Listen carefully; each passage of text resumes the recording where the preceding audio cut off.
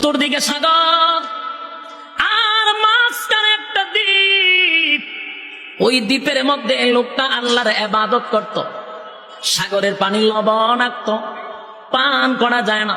দ্বীপের মধ্যে খানারও কোনো ব্যবস্থা নাই। লোকটা বাঁচলো কেমনে?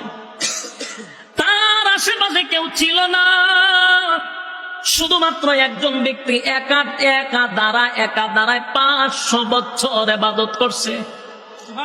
কি খাইলো, কি পান করলো? কারণ সাগরের পানি লবণাক্ত, আশেপাশে বাড়িঘর নাই, সাগরের মাঝখানে।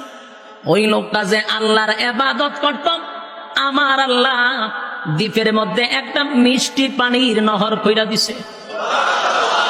আঙ্গুল বরাবর একটা ছিদ্র দিয়া পানি বাহির হইত, মিষ্টি পানি খাইতো, মিষ্টি পানি পান করত। আর একটা ডালিম গাছ আমার আল্লাহ লাগায়া দিল। ওই গাছের ডালিম পাইরা খাইতো, প্রতি ওয়াক্তে 3টা ডালিম খাইতো।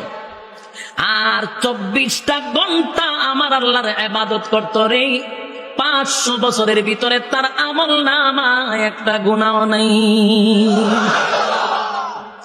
এত ইবাদত করত।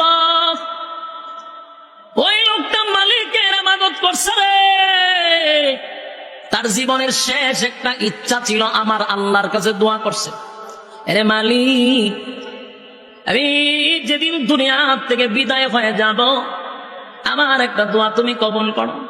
আমি যেন ইবাদত করা অবস্থায়, নামাজরত অবস্থায়, তোমার সেজদারত অবস্থায় আমার যেন মৃত্যু হয়।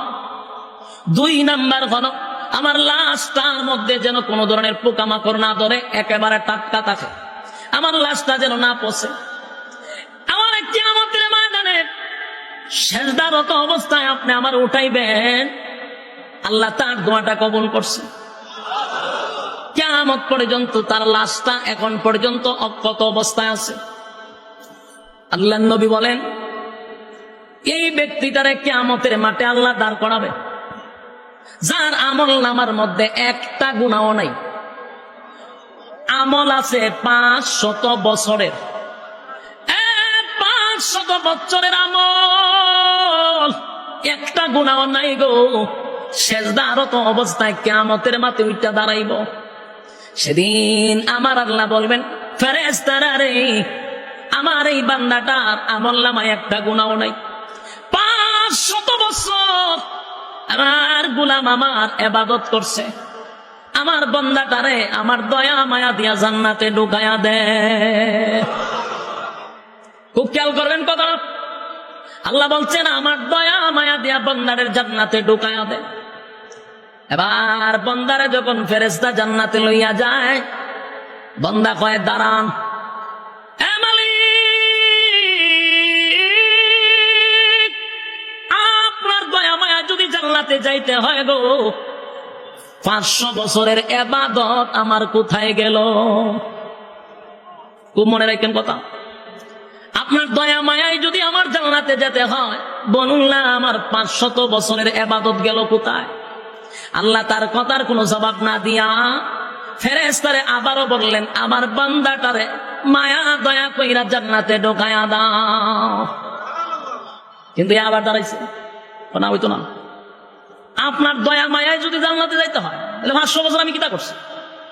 আমার আমল গেল কবি। আল্লাহ কয়, রে দয়া মায়া কইরা দিছিলাম, ভালো লাগছে না, আয়গা না, তোর আমল নামার মধ্যে কোনো গুনাহ নাই। 500 বছরের ইবাদত দিয়া যদি তুই জান্নাতে যাস, তোর দয়া মায়া কইরা জান্নাতে দিছিলাম, তোর ভালো লাগছে না, তাই 500 বছর হিসাব দি তোর।